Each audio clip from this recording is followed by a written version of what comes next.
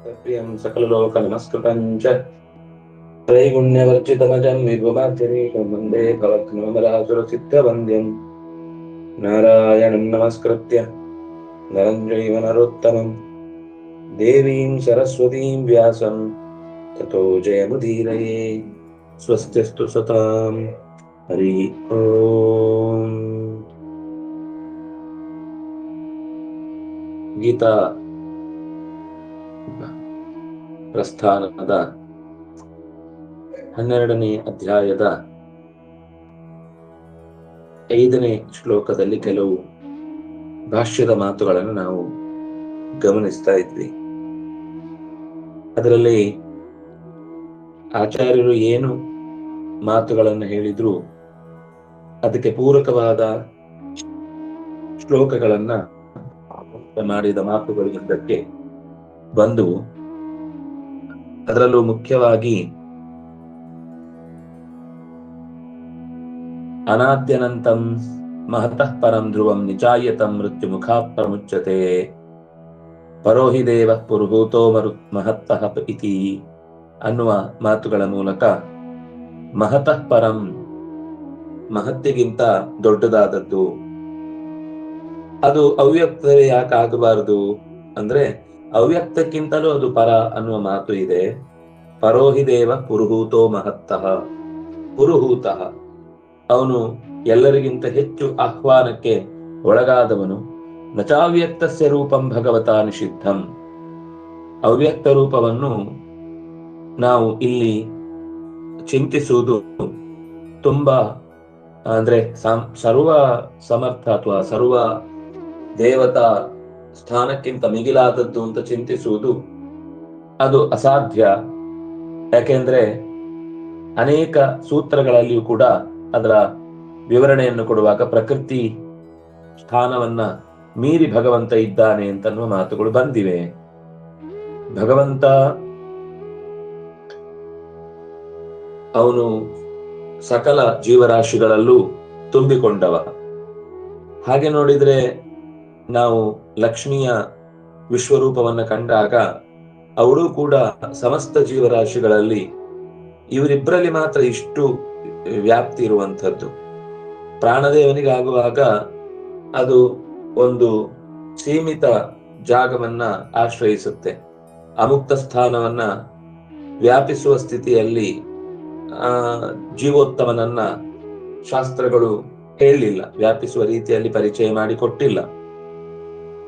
ಅದರಿಂದಾಗಿ ಅದಕ್ಕೂ ಸ್ಥಳದ ಮಿತಿ ಇದೆ, ದೇಶದ ಮಿತಿ ಇದೆ.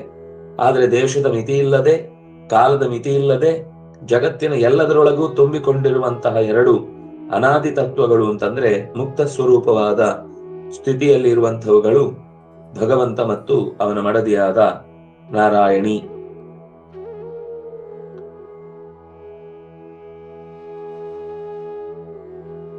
ಅವ್ಯಕ್ತದ ರೂಪವನ್ನ ಇಲ್ಲಿ ವೇದವ್ಯಾಸರು ನಿಷೇಧ ಮಾಡಲಿಲ್ಲ. ಭಾರತದಲ್ಲಿ ಅದನ್ನ ಮಹಾಭಾರತದಲ್ಲಿ ಸ್ಪಷ್ಟವಾಗಿ ನಿರೂಪಣೆ ಮಾಡಿದ್ದಾರೆ. ಶರೀರ ರೂಪಕ ವಿನ್ಯಸ್ತ ಗೃಹೀತೆ ಅಂತ ಸೂತ್ರದಲ್ಲೂ ಕೂಡ ಸಾಂಖ್ಯ ಪ್ರಸಿದ್ಧಿಯನ್ನು ನಿರೂಪಣೆ ಮಾಡುವಾಗ, ಸಾಂಖ್ಯದ ಶಾಸ್ತ್ರದ ವಿಷಯವನ್ನ ಪರಿಚಯಿಸುವಾಗ ಕೇವಲ ಪ್ರಧಾನ ಅನ್ನೋದನ್ನ ನಿಷೇಧಿಸಿ ವೈದಿಕವಾದ ಅವ್ಯಕ್ತವನ್ನೇ ನಾವು ಚಿಂತಿಸಬೇಕಾದದ್ದು. ಕೇವಲ ಪ್ರಧಾನ ಮಾತ್ರ ಜಗತ್ತಿನ ನಿರ್ವಹಣೆ ಮಾಡುತ್ತೆ. ಯಾಕಂದ್ರೆ ಪ್ರಧಾನ ಅನ್ನೋದು ಲಕ್ಷ್ಮಿಗಿರುವ ಇನ್ನೊಂದು ಹೆಸರು. ಪ್ರಧಾನ ಅನ್ನುವ ಶಬ್ದವೇ ಅವಳ ಪ್ರಾಧಾನ್ಯವನ್ನ ಹೇಳುತ್ತೆ. ಹಾಗಂತ ಹೇಳಿ ಅದರಲ್ಲಿ ಕೇವಲ ರೂಪವಾದ ಅಧಿಕಾರದ ವ್ಯಾಪ್ತಿಯನ್ನ ನಿರೂಪಣೆ ಮಾಡಿದ್ದನ್ನ ಸೌಕರಾಯನ ಶ್ರುತಿಯು ಕೂಡ ಅದು ಹೇಗೆ ಕೂಡುತ್ತೆ, ಎಷ್ಟು ವಿಷಯಕ್ಕೆ ಅದನ್ನು ಒಪ್ಪಿಕೊಳ್ಬೇಕು. ಶರೀರ ರೂಪಿಕಾಸಾ ಅಶರೀರಸ್ಯ ವಿಷ್ಣೋ ಯತಃ ಪ್ರಿಯಾಸಾ ಜಗತಃ ಪ್ರಸೂತಿ.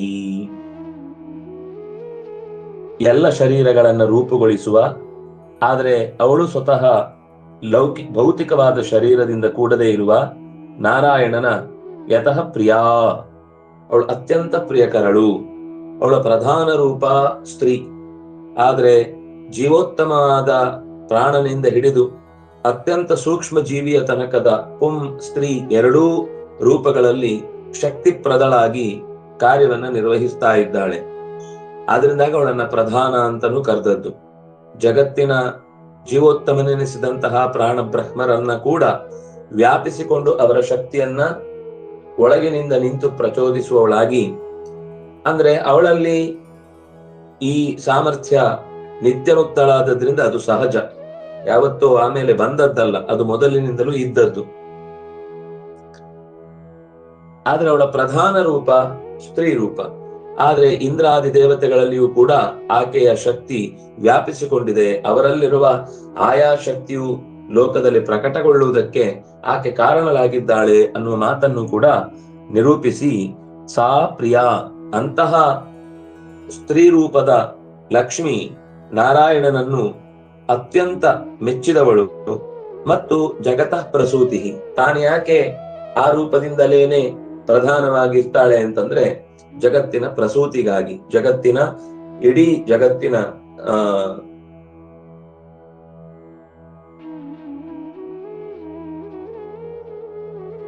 ಮಮ ಯೋನಿರ್ ಮಹದ್ಬ್ರಹ್ಮ ತಸ್ಮಿನ್ ಗರ್ಭಂ ದಧಾಮ್ಯಹಂ ಅಂತ, ನಾನೇ ಈ ಜಗತ್ತನ್ನು ಆಕೆಯ ಬಸಿರಿನಲ್ಲಿಟ್ಟು ಹೆತ್ತು ಕೊಟ್ಟಿದ್ದೇನೆ ಅಂತ ಅವನು ಆಕೆಯ ಸೃಷ್ಟಿಯ ಶಕ್ತಿ, ಅಂದ್ರೆ ತಾನು ಮಾತ್ರ ಸೃಷ್ಟಿಕರ್ತ ಅಂತಲ್ಲ, ಆಕೆಯಲ್ಲೂ ಆ ಸೃಷ್ಟಿ ಕರ್ತೃತ್ವ ಅಥವಾ ಆಕೆ ಕರ್ತ್ರಿ ಅನ್ನೋದನ್ನ ತೋರಿಸುವುದಕ್ಕೆ ವೇದಗಳು ಆ ಮಾತಿನಿಂದ ಅವಳನ್ನು ಪರಿಚಯಿಸಿದೆ. ಸುವ್ರತಾನಾಂ ಕ್ಷಿಪ್ರಂ ಮಹದೈಶ್ವರ್ಯಂ ದೇವಿ ದದಾತಿ ನ ದೇವಃ ಇತಿ ಚ ವಿಶೇಷ. ಆದ್ರೆ ಒಂದು, ಯಾರು ವ್ರತಾನುಷ್ಠಾನಗಳನ್ನ ಚೆನ್ನಾಗಿ ಮಾಡುತ್ತಾರೋ ಅವರಿಗೆ ಅತ್ಯಂತ ಸಿರಿತನ ಅನ್ನೋದು, ಅತ್ಯಂತ ಹೆಚ್ಚಿನ ಸಿರಿತನ ಅನ್ನೋದು ಲಕ್ಷ್ಮಿಯಿಂದ ಲಭ್ಯವಾಗುತ್ತೆ. ಅದು ನ ದೇವಃ, ಅದು ನಾರಾಯಣನ ಉಪಾಸನೆಯಿಂದ ಅಷ್ಟು ಶೀಘ್ರವಾಗಿ ಲಭ್ಯವಾಗುವುದಿಲ್ಲ. ಸುವರ್ಣವರ್ಣಾಂ ಪದ್ಮಕರಾಂಚ ದೇವೀಂ ಸರ್ವೇಶ್ವರೀಂ ಜಾತ ಜಡ ವ್ಯಾಪ್ತ ಜಡಾಂ ಚ ಬುದ್ಧ್ಯಾ ಸ್ವವೈತಿ ವೈ ಸುವ್ರತಾನಾಂತು ಮಾಸಾನ್ ಮಹಾಭೂತಿಂ ಶ್ರೇಷ್ಠು ದದ್ಯಾನ್ನ ದೇವ. ಆದ್ರೆ ಅವಳು ಸುವ್ರತನಾಗಿದ್ರೆ, ನಾರಾಯಣನಲ್ಲಿ ಭಕ್ತಿಮಾನಾಗಿ ಅವನು ಮಾಡಿದ್ದಾದ್ರೆ ಅದು ಅಚಂಚಲವಾಗುತ್ತೆ ಅನ್ನೋದು ವಿಶೇಷ. ಉಪಾಸನೆ ತಪ್ಪಾದ್ರೆ ಅವಳ ರೂಪ ಅದು ಅಲಕ್ಷ್ಮಿಯಿಂದ ಲಭ್ಯವಾಗುವಂಥದ್ದು. ಅಲಕ್ಷ್ಮಿ ಆ ಸಂಪತ್ತನ್ನ ನೀಡುವಂಥದ್ದು. ಆದ್ರೆ ಅವಳೇ ಸಂಪತ್ತು ನೇರವಾಗಿ ಕೊಟ್ಟದ್ದಾದ್ರೆ ಎರಡು ರೀತಿಯಿಂದ ಕೊಡ್ತಾಳೆ. ತಾನೇ ಕೊಡ್ತಾಳೆ, ಅಲಕ್ಷ್ಮಿಯಲ್ಲಿ ನಿಂತು ಕೊಡ್ತಾಳೆ. ಅಲಕ್ಷ್ಮಿಯಲ್ಲಿ ನಿಂತು ಕೊಡುವುದರ ಹಿನ್ನೆಲೆ ಏನು ಅಂತಂದ್ರೆ ಉಪಾಸನೆಯಲ್ಲಿ ದೋಷ ಇರುವುದರಿಂದ. ಲಕ್ಷ್ಮಿಯಾಗಿ ನೇರವಾಗಿ ಕೊಡ್ತಾ ಇದ್ದಾಳೆ ಅಂದ್ರೆ ಭಗವಂತನಲ್ಲಿ ಇನ್ನಷ್ಟು ಹೆಚ್ಚು ಭಕ್ತಿಯನ್ನ ಕೊಡುವುದಕ್ಕೆ ಆಕೆ ಕಾರಣಳಾಗ್ತಾಳೆ. ಹೀಗೆ ಬಂಗಾರದ ಮೈಬಣ್ಣದ ಪದ್ಮವನ್ನು ಕೈಯಲ್ಲಿ ಹೊತ್ತಿರುವ ಅಥವಾ ಪದ್ಮದಂತೆಯೇ ಚೆಲುವಾದ ಕೈಯಿಂದ ಲೀಲಾಜಾಲವಾಗಿ ಜಗತ್ತನ್ನು ನಡೆಸುವ, ಎಲ್ಲ ಜೀವರಾಶಿಗಳ ಒಡತಿಯಾದ, ವ್ಯಾಪ್ತವನ್ನು ಜಡವನ್ನು ಕೂಡ ವ್ಯಾಪಿಸಿಕೊಂಡಿರುವ ಮತ್ತು ಇಡೀ ಜಗತ್ತನ್ನು ಚೆನ್ನಾಗಿ ತಿಳಿದು ಹೇಗೆ ಅದನ್ನ ರೂಪುಗೊಳಿಸಿ ಜಗತ್ತಿನಲ್ಲಿ ಇರಿಸಬೇಕು ಅಂತ ತಿಳಿದ ಆಕೆ ಸಜ್ಜನರಾದಂತಹ ಅತ್ಯಂತ ನಿಷ್ಠೆಯಿಂದ ವ್ರತಾದಿಗಳನ್ನ ಅನುಸರಿಸುವಂತಹ ಮಂದಿಗೆ ಮಾಸಾತ್, ಒಂದೇ ಮಾಸದ ಒಳಗೆ ಅಂದ್ರೆ ಅವಳ ವ್ರತವನ್ನ ಅನುಸರಿಸುವಾಗ ಒಂದು ಋತುಚಕ್ರ ಪೂರ ಆಗಬೇಕು ಅಂತಾನೂ ಇಲ್ಲ, ಅದಕ್ಕಿಂತ ಪೂರ್ವದಲ್ಲೇ ಮಾಸಾತ್ ಪೂರ್ವಂ, ಮಾಸದ ಒಳಗೆ ಮಹಾಭೂತಿಂ ಶ್ರೀ, ಮಹಾಭೂತಿ ಅಂದ್ರೆ ಉನ್ನತಿಕೆಯನ್ನ, ಅದಕ್ಕೋಸ್ಕರ ಅವರು ಒಂದು ಮಂಡಲ ಪೂರ್ತಿ ಸುತ್ತಾಡಬೇಕಾಗಿಲ್ಲ, ಅದರ ಒಳಗೇನೆ ಆ ಶಕ್ತಿಯನ್ನ, ಸಂಪತ್ತನ್ನ ಪ್ರತಿಯೊಬ್ಬನು ಕೂಡ ಪಡೆಯುವುದು ಸಾಧ್ಯವಾಗುತ್ತೆ. ಶ್ರೇಷ್ಠದತ್ಯಾತ್, ಅವಳಾದ್ರೂ ಕೊಟ್ಟಾಳು ನ ದೇವ. ಆದ್ರೆ ಭಗವಂತ ಅಷ್ಟು ಬೇಗ ಸಂಪತ್ತಿನ, ಆದ್ರೆ ಕೊಡುವುದಿಲ್ಲ ಅಂತಿಲ್ಲ, ಸ್ವಲ್ಪ ಅದರ ಸುತ್ತ ಒಡನಾಟದ ಅಗತ್ಯವನ್ನ ಗಮನಿಸುವಂತೆ ಮಾಡುತ್ತಾನೆ. ಸಂಪತ್ತಿನ ಬೆಲೆಯನ್ನ ಇನ್ನೂ ಹೆಚ್ಚು ಅರಿವಿಗೆ ಬರುವಂತೆ ಮಾಡ್ತಾನೆ, ಆಮೇಲೆ ಕೊಡ್ತಾನೆ. ಅವಳು ಕೊಡುದು ಕೂಡ ಅವನ ಸಂಕಲ್ಪದ ಅಡಿಯಲ್ಲೇ ತಾನೆ. ನಾನ್ ಕೊಟ್ರೇನು, ಅವಳು ಕೊಟ್ರೇನು? ಅವಳು ಕೊಟ್ರೆ ಅವಳಲ್ಲಿ ವಿಶೇಷವಾದ ಉಪಾಸನೆಯ ಮುಖ ಅದು ಲೋಕದಲ್ಲಿ ಬೆಳೆಯತ್ತೆ ಅನ್ನುವ ದೃಷ್ಟಿಯಿಂದ ತಾನು ಸ್ವಲ್ಪ ತಡ ಅನ್ನೋದನ್ನೇ ಬಿಂಬಿಸಿಕೊಳ್ತಾನೆ. ಕೆಲವು ಮದ್ದುಗಳು ತಡ ಆದ್ರೂ ಕೂಡ ಮತ್ಯಾವತ್ತೂ ಆ ತೊಂದರೆಯನ್ನು ಕೊಡಲ್ಲ. ನಮ್ಗೇನು ಅಂದ್ರೆ ಗಡಿಬಿಡಿಯಲ್ಲಿ ಬಹಳ ಬೇಗ ಅದರ ರಿಸಲ್ಟ್ ಸಿಗಬೇಕು ಅನ್ನುವ ಆಸೆಗೆ ನಾವು ಅದರ ಬೇರೆ ರೀತಿಯಾದ ತೊಂದರೆಗಳನ್ನ ಗಮನಿಸುವಲ್ಲಿ ಸೋಲ್ತೇವೆ.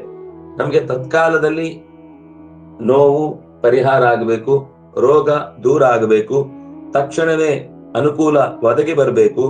ಅಂತಹ ಒಂದು ವಿಶೇಷವಾದ ಆಸಕ್ತಿಯನ್ನ ನಾವು ಶ್ರೀ ಉಪಾಸನೆಯಲ್ಲಿ ತೋರಿಸ್ತೇವೆ ಅನ್ನುವುದನ್ನ ಋಗ್ವೇದ ಖಿಲ ನಮಗೆ ಉಪದೇಶ ಮಾಡ್ತಾ ಇದೆ. ಹಾಗಾಗಿ ಶರೀರವನ್ನು ರೂಪುಗೊಳಿಸುವ ಪ್ರಕೃತಿ ಅಥವಾ ಪ್ರಧಾನ ಅಂತ ಸಾಂಖ್ಯ ಶಾಸ್ತ್ರಗಳ ಹಿನ್ನೆಲೆಯಲ್ಲಿ ಅವಳಲ್ಲಿ ಏನು ಪ್ರಾಧಾನ್ಯವನ್ನು ಹೇಳುತ್ತೆ ಅದು ತಪ್ಪಲ್ಲ. ಆದ್ರೆ ಆ ಪ್ರಾಧಾನ್ಯ ಸ್ವಸಾಮರ್ಥ್ಯದಿಂದ ಲಭ್ಯವಾದದ್ದು ಅನ್ನುವ ಚಿಂತನೆಯನ್ನು ಮಾತ್ರ ಆ ಸೂತ್ರ ನಿಷೇಧ ಮಾಡುತ್ತೆ. ಯಾಕೆಂದ್ರೆ ವೈದಿಕವಾಗಿ ಆಕೆಯನ್ನು ಚಿಂತಿಸಬೇಕಾದದ್ದು ಸೂತ್ರಗಳಿಗೆ ವೇದೋಕ್ತವಾದ ಅರ್ಥದಲ್ಲಿ, ವೇದ ತಿಳಿಸಿದಂತೆ ಅರ್ಥ ಮಾಡುವುದರಲ್ಲಿ ಹೆಚ್ಚು ಶ್ರೇಯಸ್ಸು ಉಳ್ಳದ್ದಾದ್ರಿಂದ ತೌಕರಾಯಣ ಶ್ರುತಿ ಮತ್ತು ಋಗ್ವೇದ ಖಿಲಗಳ ಮಾತುಗಳ ಮೂಲಕ ಆಕೆಯ ಪ್ರಾಧಾನ್ಯ ಮತ್ತು ಆ ಉಪಾಸನೆಯಲ್ಲಿ ಸಿಗುವ ವೇಗದ ಫಲ ಏನಿದೆ ಅದಕ್ಕೆ ಹಿನ್ನೆಲೆ ಏನು ಅನ್ನೋದನ್ನ ಸೂಚಿಸಿದ್ರು. ಮುಂದೆ ಏತು ಸರ್ವಾಣಿ ಕರ್ಮಾಣಿ ಮೈ ಸನ್ಯಸ್ಯ ಮತ್ಪರಾಹ ಅನನ್ಯೇನೈವ ಯೋಗೇನ ಮಾಂ ಧ್ಯಾಯಂತ ಉಪಾಸತೆ ತೇಷಾಮಹಂ ಸಮುದ್ಧರ್ತ ಮೃತ್ಯು ಸಂಸಾರ ಸಾಗರಾತ್ ಭವಾಮಿ ನ ಚಿರಾತ್ ಪಾರ್ಥ ಮಯ್ಯಾವೇಶಿತ ಚೇತಸಾಂ. ಯಾರು ಸರ್ವಾಣಿ ಕರ್ಮಾಣಿ ಎಲ್ಲ ಚಟುವಟಿಕೆಗಳನ್ನು ಮೈ ನನ್ನಲ್ಲಿ ಸನ್ಯಸ್ಯ ಚೆನ್ನಾಗಿ ಇರಿಸಿ, ಅಂದ್ರೆ ಭಗವತ್ ಪ್ರೀತಿಕರವಾದ ಪೂಜೆಯಾಗಲಿ ಅನ್ನುವ ಭಾವದಿಂದ ಸ್ವಧರ್ಮವನ್ನ ಸ್ವಕರ್ಮವನ್ನ ಮತ್ಪರಾಹ ನನ್ನಲ್ಲೇ ಮನಸ್ಸಿಟ್ಟು ನಾನೇ ಪರ ದೈವ ಎಂದು ಚಿಂತಿಸುತ್ತಾ ಅನನ್ಯವಾದ ಯೋಗೇನ, ಅನನ್ಯ ಅಂದ್ರೆ ಭಗವಂತನನ್ನು ಹೊರತುಪಡಿಸಿ ಮತ್ತಾರೂ ತನಗೆ ರಕ್ಷಕರಿಲ್ಲ ಅನ್ನುವ ಭರವಸೆಯ ಭಕ್ತಿ ಯೋಗದಿಂದ ಮಾಂ ನನ್ನನ್ನು ಧ್ಯಾಯಂತಹ ಚಿಂತಿಸುತ್ತಾ ಉಪಾಸತೆ ನಿರಂತರ ಏಕಾಗ್ರತೆಯಿಂದ ಮನಸ್ಸನ್ನ ತೊಡಗಿಸಿರ್ತಾರೆ. ತೇಷಾಂ ಅಂತಹ ಸಜ್ಜನರನ್ನು ಅಹಂ ನಾನು ಸಮುದ್ಧರ್ತ ಉದ್ಧರಿಸುತ್ತೇನೆ, ಅವರ ಉದ್ಧರಣ ಮಾಡುವವನು ನಾನೇ. ಹೇ ಪಾರ್ಥ ಮಯ್ಯಾವೇಶಿತ ಚೇತಸಾಂ ತೇಷಾಂ ಅಹಂ ಸಮುದ್ಧರ್ತ. ಕುತಃ ಉದ್ಧರ್ತ ಮೃತ್ಯು ಸಂಸಾರ ಸಾಗರಾತ್. ಈ ಮೃತ್ಯುವಿನ ಅಥವಾ ಸಾವಿನ ನೆರಳ ಅಡಿಯಲ್ಲಿ ವಿಶ್ರಾಂತಿಯನ್ನ ಗೊತ್ತಿಲ್ಲದೆ ಪಡೆಯುವುದಕ್ಕಾಗಿ ನುಗ್ಗುತ್ತಿರುವ ಜನರ ಭಯವನ್ನ ದುಮ್ಮಾನವನ್ನ ನಾನು, ಅದು ಒಂದು ಸಮಸ್ಯೆ ಅನ್ನೋದನ್ನ ಪರಿಹರಿಸಿದ ಮರುಕ್ಷಣದಲ್ಲಿ ಮತ್ತೊಂದು ಅಲೆ ಸಮುದ್ರದ ತೀರದಲ್ಲಿ ಹೇಗೆ ಕಾಡುತ್ತೋ ಹಾಗೆ ಜೀವನದುದ್ದಕ್ಕೂ ಸಮುದ್ರದ ಸಂಸಾರದ ಅಲೆಗಳು ಹೊಡೀತಾನೆ ಇರ್ತವೆ. ಇಂತಹ ಸಮಸ್ಯೆಗಳಿಂದ ಚುಟ್ಕಾರ, ಇಂತಹ ಸಮಸ್ಯೆಗಳಿಂದ ಪೂರ್ಣ ಪ್ರಮಾಣದ ಪರಿಹಾರವನ್ನು ನೀಡುವುದಕ್ಕಾಗಿ ನಚಿರಾತ್ ಭವಾಮಿ, ನಾನಲ್ಲಿರ್ತೇನೆ, ನಾನಲ್ಲಿ ಒದಗಿ ಬರ್ತೇನೆ. ಹೇ ಪಾರ್ಥ ಮಯ್ಯಾವೇಶಿತ ಚೇತಸಾಂ, ನನ್ನಲ್ಲಿ ಯಾರ ಬುದ್ಧಿ ಮನಸ್ಸು ಚಿತ್ತ ಎಲ್ಲವೂ ಕೂಡ ಒಂದಕ್ಕಿಂತ ಒಂದು ಹೆಚ್ಚಾಗಿ ಅಂಟಿಕೊಂಡಿದೆಯೋ ಅಂಥವರ ಬದುಕಿನ ಹತ್ತಿರ ನಾನಿರ್ತೇನೆ. ಅವರಿಗೆ ಜೀವನದಲ್ಲಿ ಯಾವುದೇ ರೀತಿಯ ತೊಡಕುಗಳು ಉಂಟಾಗದಂತೆ ನೋಡಿಕೊಳ್ಳುವ ಹೊಣೆಗಾರಿಕೆ ಅದು ನನ್ನದು ಅಂತ ದೇವರು ಇಲ್ಲಿ ವಿಸ್ತಾರವಾದ ಹಿಂದಿನ ಒಂದು ಚರ್ಚೆಯ ನಂತರ ತಾನು ಅವರನ್ನು ಎಂದೂ ಕೂಡ ಜಾರ್ಲಿಕ್ಕೆ ಬಿಡುವುದಿಲ್ಲ ಮತ್ತು ಹೊರಗಿನ ಸಂಪತ್ತಿನ ವಿಷಯದಲ್ಲಿ ಆಕೆಯಿಂದ ವಿಶೇಷವಾದ ಅನುಗ್ರಹವನ್ನು ಪಡೆದದ್ದು ಹೌದಾದ್ರೂ ಕೂಡ ಸಂಪತ್ತಿನ ಕ್ವಾಂಟಿಟಿಯಲ್ಲಿ ಹೆಚ್ಚು ಸುಖ ಅನ್ನೋದು ಮೂರ್ಖತನ. ಸಂಪತ್ತಿನ ಕ್ವಾಲಿಟಿಯಲ್ಲಿ ಹೆಚ್ಚು ಸುಖ ಅನ್ನೋದು ಜಾಣತನ. ಯಾಕೆಂದ್ರೆ ಬಡವನೇ ಆದ್ರೂ ಕೂಡ ಗಂಜಿಯನ್ನು ಕುಡಿಯುವುದ್ರಲ್ಲಿ ಅವನಿಗೆ ತೃಪ್ತಿ ಇದೆ ಅಂದ್ರೆ, ಶ್ರೀಮಂತ ಪಂಚಭಕ್ಷ ಪರಮಾನ್ನ ಪಡೆಯುವ ಸಂದರ್ಭದಲ್ಲಿ ಏನ್ ಸುಖವನ್ನ ಪಡ್ತಾನೆ ಅದಕ್ಕಿಂತ ಹೆಚ್ಚೇ ಸುಖ ಪಡಬಹುದು. ಅವನ ಕರ್ಮದಲ್ಲಿ ಸುಖ ಹೆಚ್ಚಿದ್ರೆ ಅದು ಸಂಪತ್ತಿನಿಂದಲೇ ಬರಬೇಕು ಅಂತಿಲ್ಲ. ಅವನ ಯೋಗ್ಯತೆಯಲ್ಲಿ, ಅವನು ಅದರ ಭಾವನೆಯಲ್ಲಿ ಹೆಚ್ಚು ಅದರ ಬಗ್ಗೆ ಆಸ್ಥೆಯನ್ನ ತೋರಿದವನು ಅಂತಾದ್ರೆ ಅದು ಅವನ ಜೀವನದುದ್ದಕ್ಕೂ ನೆನಪುಳಿಯುವಂತಹ ಘಟನೆ ಆಗಿರಬಹುದು. ಯಾರೋ ಸಜ್ಜನರು ಕೊಟ್ಟಂತಹ ಒಂದು ಸಣ್ಣ ಪದಾರ್ಥ ಅವನ ಜೀವನದುದ್ದಕ್ಕೂ ಇದು ನನ್ನ ಜೊತೆಗಿದೆ ಅನ್ನುವ ಭಾವದಿಂದ ಸುಖವಾಗಿರ್ತಾನೆ. ಎಷ್ಟು ಉಡುಗೊರೆ ಕೊಟ್ಟರು ಕೂಡ ಅದ್ರಲ್ಲೇನೋ ಸರಿ ಇರ್ಲಿಲ್ಲ, ಇದ್ರಲ್ಲೇನೋ ಹೆಚ್ಚು ಕಮ್ಮಿ ಆಯ್ತು, ಅವ್ರ್ಯಾರೋ ನನಗ್ ಬೇಕಾದವ್ರು ಕೊಡ್ಲಿಲ್ಲ, ಇವ್ರ್ಯಾರೋ ಏನೋ ಜಾಸ್ತಿ ಕೊಟ್ರು, ಅದ್ರಿಂದೇನು ನನಗೆ ಲಾಭ, ಅವ್ರೇನೋ ತಮ್ಗೆ ಲಾಭಕ್ಕೆ ನನಗೆ ಕೊಟ್ಟಿದ್ದಾರೆ, ನನ್ ಮೇಲೆ ಏನ್ ಪ್ರೀತಿ, ನಾನ್ ಅದಕ್ಕಿಂತ ಜಾಸ್ತಿ ಅವ್ರಿಗೆ ಕೊಟ್ಟಿದ್ದೆ ಅಂತ ಹೀಗೆ ಕೊರಗುತ್ತಾನೆ ಕಾಲ ಕಳೀತಾನೆ ಹೊರತು ಸುಖ ಅನ್ನುವುದು ಅದು ಹೊರಗಿನ ವಸ್ತುವಿಗೆ ಸಂಬಂಧಪಟ್ಟದ್ದಲ್ಲ, ನಮ್ಮ ಮನಸ್ಥಿತಿಗೆ ಹೊಂದುವಂತದ್ದು. ಅದು ಎಲ್ಲ ವಿಷಯಕ್ಕೂ ಹಾಗೇನೆ, ಕೇವಲ ಸಂಪತ್ತು ಅಂತಲ್ಲ, ಉಣ್ಣುವುದು ಅಂತಲ್ಲ, ನಮ್ಮ ಸುತ್ತ ನಡೆಯುವ ವ್ಯಕ್ತಿಗಳ ಜೊತೆಗಿನ ಒಡನಾಟ, ನಾವು ಕಾಣುವ ವಸ್ತುವಿನಲ್ಲಿರುವ ಸೌಂದರ್ಯ, ಅಥವಾ ನಮ್ಮ ಸುತ್ತ ಸಿಗುವ ಜನರ ಮಾತಿನಿಂದ ನಾವು ಆಸ್ವಾದನೆ ಮಾಡಬಲ್ಲ ನಮ್ಮ ಮಾತಿನ ಭಾಷಾ ಸಾಮರ್ಥ್ಯ. ಈ ಭಾಷಾ ಸಾಮರ್ಥ್ಯ ಚೆನ್ನಾಗಿದ್ದಾಗ ಅವರ ಮಾತಿನಿಂದಲೇ ಸಂತೋಷ ಪಡ್ಬೋದು. ಆದ್ರೆ ಯಾರಿಗೆ ಅಂತ ಮಾತಿನಲ್ಲಿ ಆಸಕ್ತಿ ಇರುವುದಿಲ್ವೋ, ಎಷ್ಟು ಒಳ್ಳೆ ಮಾತುಗಳನ್ನು ಹೇಳಿದ್ರು ಅವ್ರ ಆಸ್ವಾದನೆನೇ ಮಾಡಲ್ಲ. ಅವರು ತಮ್ಮ ಒಂದು ಕಣ್ಪಟ್ಟಿಗೆ ಏನು ಒದಗುತ್ತೋ ಅಷ್ಟನ್ನೇ ಚಿಂತನೆ ಮಾಡಿ ಇದೇನ್ ಮಹಾ, ಇದನ್ನು ಯಾರು ಬೇಕಾದ್ರೂ ಹೇಳ್ತಾರೆ ಅಂತ ಅದರ ಆಳವನ್ನ ಅರಿಯುವುದಕ್ಕೆ ಅಸಮರ್ಥರಾಗಬಹುದು. ಹಾಗಾಗಿ ಸುಖ ಅನ್ನೋದು ಮಾತಿನಿಂದ ಸಿಗಬಹುದು, ಕೃತಿಯಿಂದ ಸಿಗಬಹುದು, ಆಲೋಚನೆಗಳಿಂದ ಸಿಗಬಹುದು, ಅಥವಾ ಇನ್ನುಳಿದಂತೆ ಕಂಡು ಕೇಳಿ ನೋಡಿ ತಿಂದು ಈ ಎಲ್ಲಾ ಇಂದ್ರಿಯಗಳಿಂದಲೂ ಸಿಗಬಹುದು. ಆ ಸಿಗುವಂತಹ ವಸ್ತುವಿನ ಮಹತ್ವ ಗೊತ್ತಿದ್ದಾಗ ಅದು ಸಣ್ಣ ವಸ್ತುವಾದ್ರೂ ದೊಡ್ಡ ಸುಖವನ್ನು ಕೊಡುತ್ತೆ. ಒಂದು ವೇಳೆ ದೊಡ್ಡ ವಸ್ತು ಆಗಿದ್ರು ಕೂಡ ಅದರ ಮಹತ್ವ ಅರಿಯದೇ ಇದ್ರೆ ಅದು ಎಷ್ಟು ದೊಡ್ಡ ವಸ್ತು ಆದ್ರೂ ಕೂಡ ಸುಖವೇ ಕೊಡದಂತೆ ಮತ್ತಷ್ಟು ದುಃಖಕ್ಕೆ ಈಡು ಮಾಡಿಯಿತು. ಹಾಗಾಗಿ ಸುಖ ಅನ್ನೋದು ಪಡೀಲಿಕ್ಕೆ ಅವನ ಒಳಗೆ ಅರ್ಹತೆ ಇದ್ರೆ ಮಾತ್ರ. ಎಷ್ಟು ಒಳ್ಳೆ ವಸ್ತು ಇದ್ರೂ ಕೂಡ ಅವನ ಮನಸ್ಸು ಕೆಟ್ಟಿದ್ರೆ ಆ ಪದಾರ್ಥದಿಂದ ಆತ ಸುಖ ಪಡೀಲಿಕ್ಕೆ ಸಾಧ್ಯ ಇಲ್ಲ. ಆದ್ರಿಂದಾಗಿ ಭಗವಂತ ಹೇಳ್ತಾನೆ, ನಾನೇ ಎಲ್ಲರ ಜೀವನದ ಸೌಖ್ಯವನ್ನ ಒದಗಿಸುವವನು. ಅವನು ಸಂಪತ್ತಿನ ವಿಷಯದಲ್ಲಿ ಕೊರತೆಯನ್ನು ಅನುಭವಿಸ್ತಾ ಇದ್ರು, ಅವನ ಸುಖಾನುಭವದ ವಿಷಯದಲ್ಲಿ ಹೆಚ್ಚಿನ ಯೋಗ್ಯತೆ ಇದೆ ಅಂದ್ರೆ ಸಂಪತ್ತೇ ಬೇಕಿಲ್ಲ. ಅವನು ಏನ್ ಸಿಕ್ಕಿತೋ ಅದರಲ್ಲೇ ಅವನು ಪಡುವ ಸುಖಕ್ಕಿಂತ ಹೆಚ್ಚಿನ ಸುಖವನ್ನ ಅನುಭವಿಸಬಹುದು. ಒಟ್ಟು ನನ್ನ ಉಪಾಸಕರಿಗೆ ಎಂದೂ ಕೂಡ ಕ್ಲೇಶ ಉಂಟಾಗದು ಅನ್ನುವುದನ್ನ ಹೇಳಿಕ್ಕೋಸ್ಕರ ಈ ಮುಂದಿನ ಮಾತು, ಮಧುಪಾಸಕಾನಾಂ ನ ಕಶ್ಚಿತ್ ಕ್ಲೇಶ. ಲಕ್ಷ್ಮಿ ಉಪಾಸಕರಿಗೆ ಕ್ಲೇಶ ಅಲ್ಲ, ಲಕ್ಷ್ಮಿ ಉಪಾಸನೆಯನ್ನ ತಪ್ಪು ಮಾಡಿದವರಿಗೆ ಕ್ಲೇಶ. ನಾವು ಈ ವಿಷಯವನ್ನ ಬಹಳ ಎಚ್ಚರಿಕೆಯಿಂದ ಅರ್ಥ ಮಾಡಿಕೊಳ್ಬೇಕು. ಇಲ್ಲಿ ಎಲ್ಲೂ ಕೂಡ ಯಾವುದೇ ಒಂದು ವರ್ಗವನ್ನ ಮೇಲು ಅಥವಾ ಕೀಳು ಅಂತ ಹೇಳಲಿಕ್ಕೆ ಹೊರಟದ್ದಲ್ಲ. ಉಪಾಸನೆಯಲ್ಲಿರುವ ಲೋಪದೋಷಗಳಿಂದ ಆಗುವ ಅನಾಹುತಗಳನ್ನ ಹೇಳಿದ್ದಷ್ಟೇ. ಹಾಗಾಗಿ ಲಕ್ಷ್ಮಿಯನ್ನ ಉಪಾಸನೆ ಮಾಡುವಾಗ ನಾರಾಯಣನ ಬಗ್ಗೆ ಸರಿಯಾದ ಎಚ್ಚರ ಇದ್ದಾಗ ಅದು ತತ್ವ ದೊಡ್ಡದು. ನಾವ್ ಯಾರು ಅದನ್ನ ದೊಡ್ಡದು ಮಾಡಬೇಕು ಅಂತಲ್ಲ, ಅಥವಾ ಅವಳನ್ನ ಹೇಗೋ ಒಂದು ರೀತಿಯಿಂದ ಚಿಕ್ಕದು ಅಂತ ತೋರಿಸುವ ಉದ್ದೇಶವೂ ಅಲ್ಲ. ಅಲ್ಲಿ ಇದ್ದ ವಿಷಯವನ್ನ ಯಥಾವಸ್ಥಿತವಾಗಿ ಸ್ವೀಕರಿಸುವ ಉದ್ದೇಶದಿಂದ ಕ್ಲೇಶ ಇದೆ.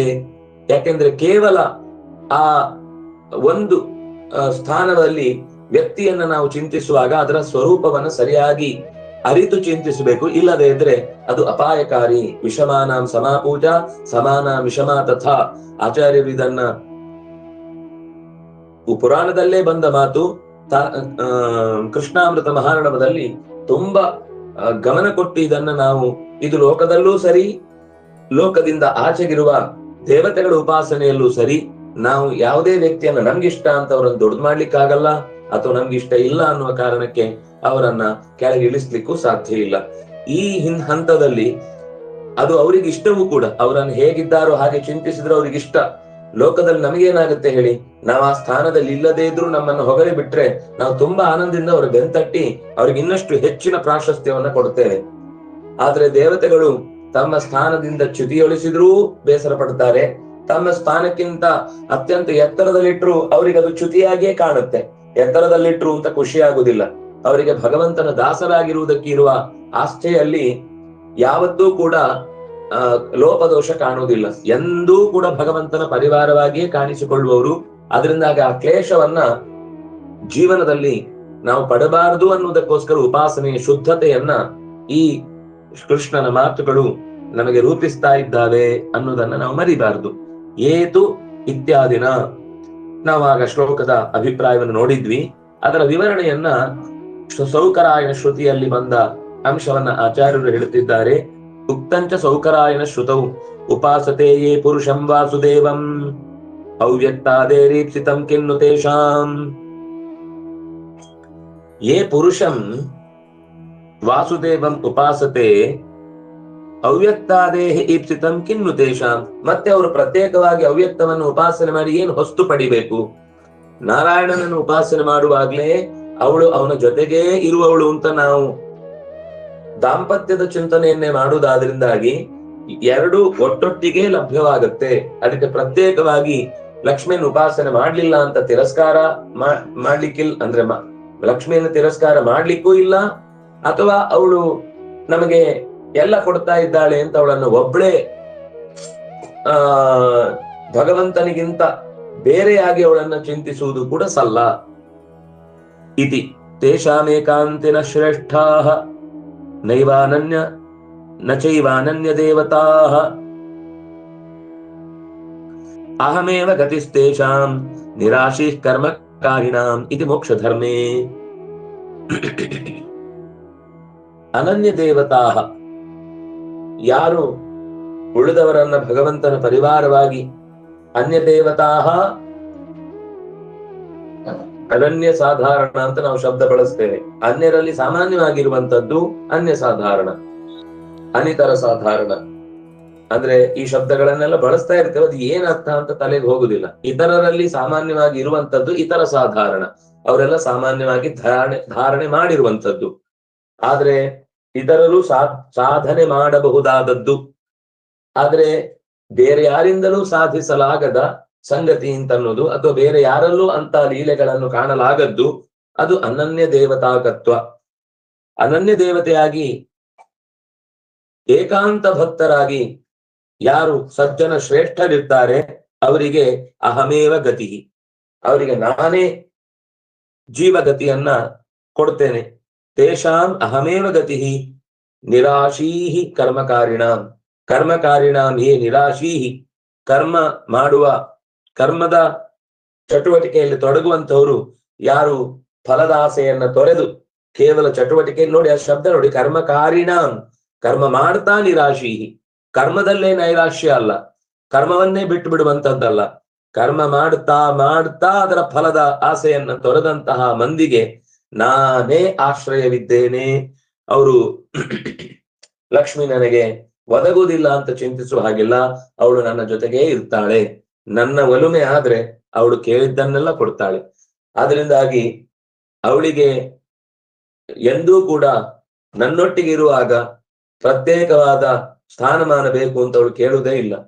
ಪ್ರತ್ಯೇಕವಾಗಿ ನೀವು ಕಲ್ಪಿಸಿದಾಗ ಚೂರು ಹೆಚ್ಚು ಕಮ್ಮಿ ಆದ್ರೆ ಮಾತ್ರ ಸ್ವಲ್ಪ ಅಧಿಕವಾದ ಸ್ಟ್ರಿಕ್ಟ್ ಅನ್ನುವ ನಿಯಮವನ್ನ ಪಾಲಿಸ್ತಾಳೆ ಅನ್ನೋದು ಒಟ್ಟು ಅದರ ತಾತ್ಪರ್ಯ.